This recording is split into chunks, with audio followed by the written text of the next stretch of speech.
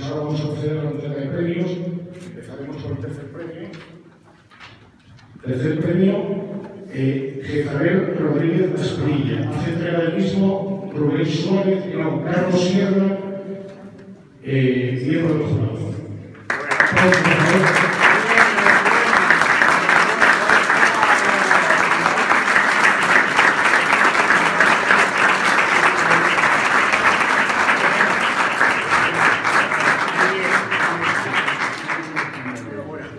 Segundo premio, Eduino Aldo, por la obra Diálogo. Hace entrega del mismo la señora concejala de Cultura, Aurora Cienfuegos Canadá.